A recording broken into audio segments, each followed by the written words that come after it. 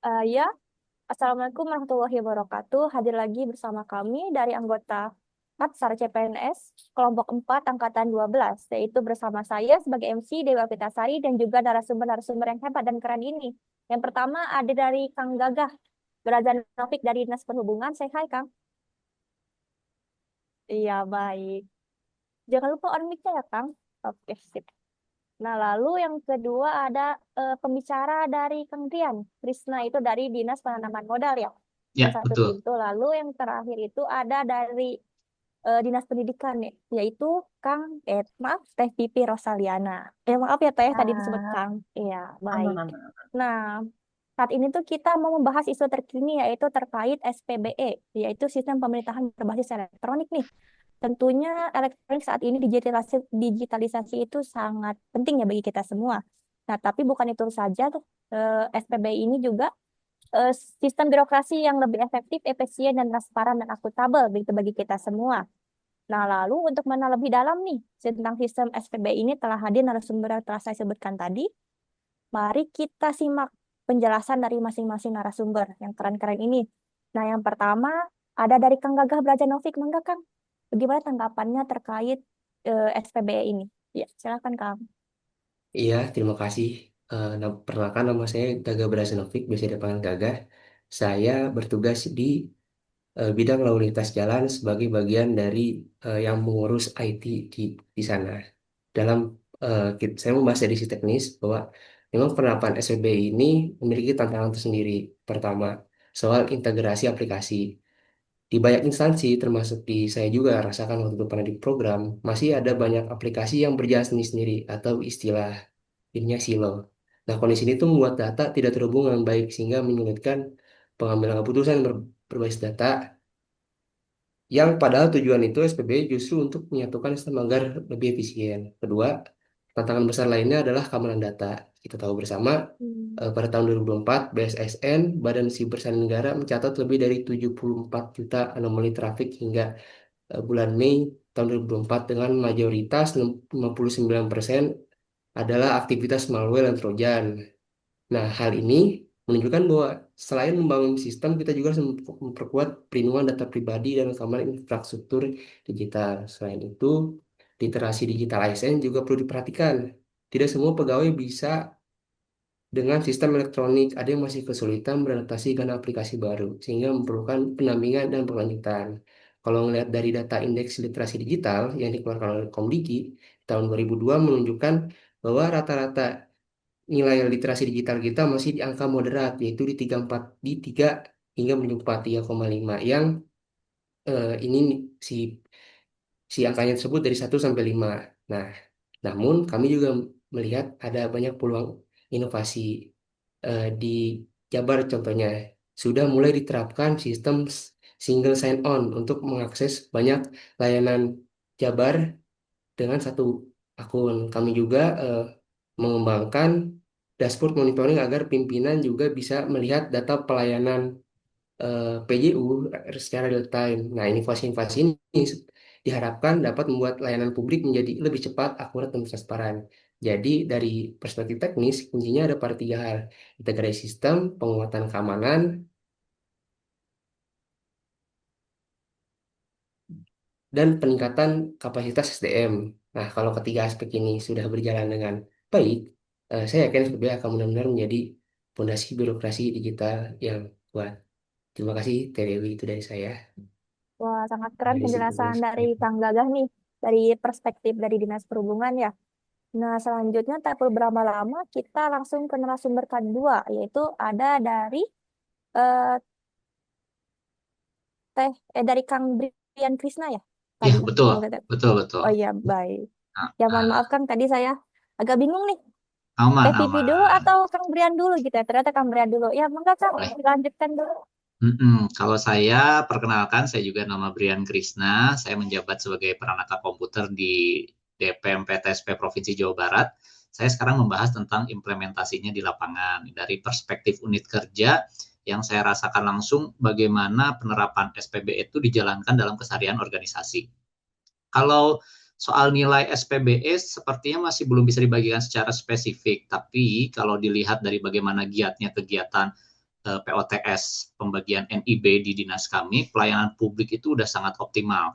Ini menunjukkan bahwa DPMPTSP itu udah berada di jalur yang benar, meskipun sebenarnya masih banyak ruang untuk perbaikan.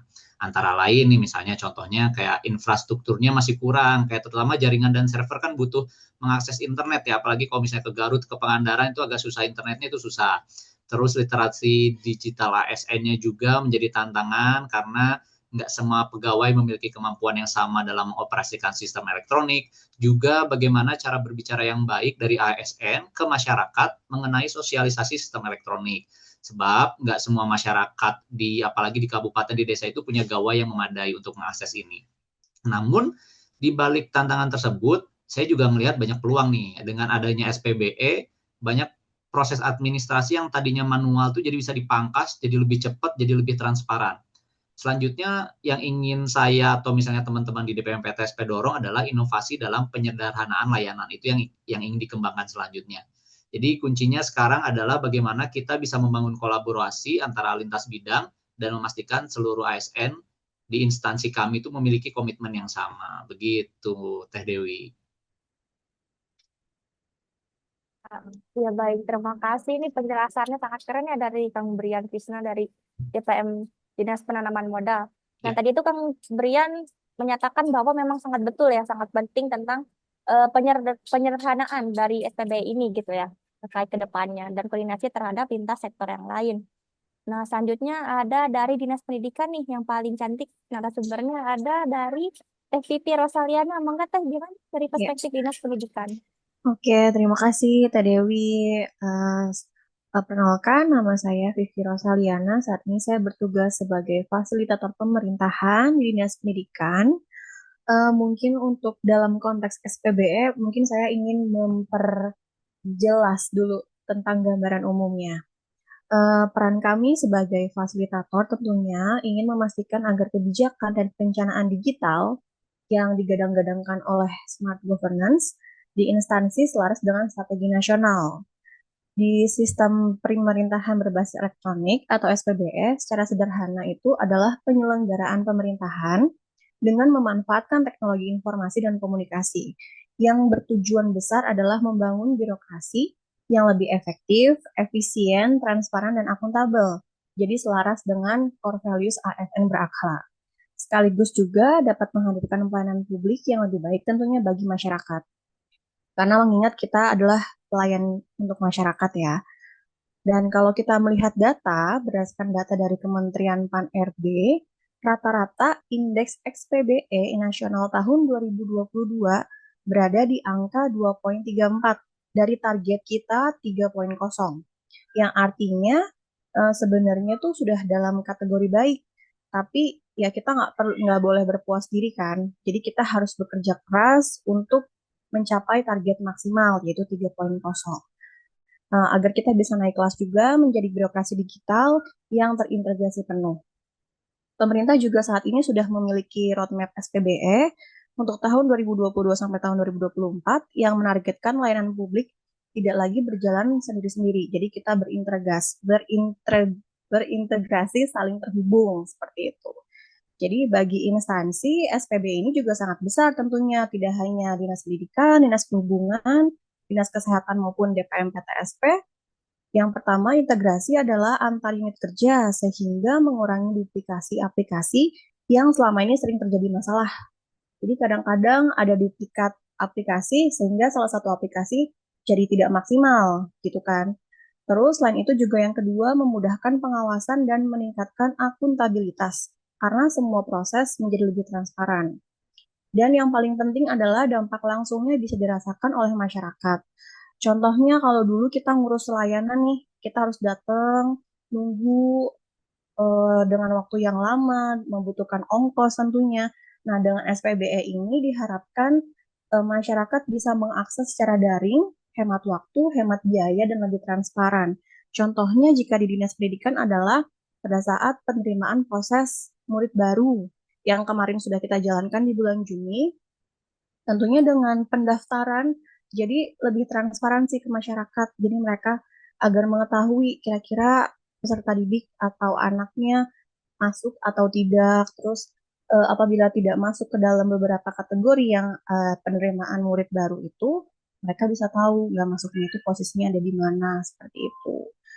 Tentunya juga dari SPB yang sudah diterapkan di lapangan sampai dengan saat ini masih banyak pembaharuan-pembaharuan ya karena tentunya masih ada beberapa kendala baik teknis maupun non teknis. Untuk itu mungkin nanti bisa eh, kita sebagai pelayan masyarakat tentunya bisa menerapkan SPBE, memperbaharui lagi, lebih meningkatkan kualitasnya lagi dari sudut pandang masing-masing unit kerja, biar bisa berguna bagi kita untuk mengefektifkan dan mengefisienkan pelaksanaan kerja kita sehari-hari seperti itu, Teh Dewi.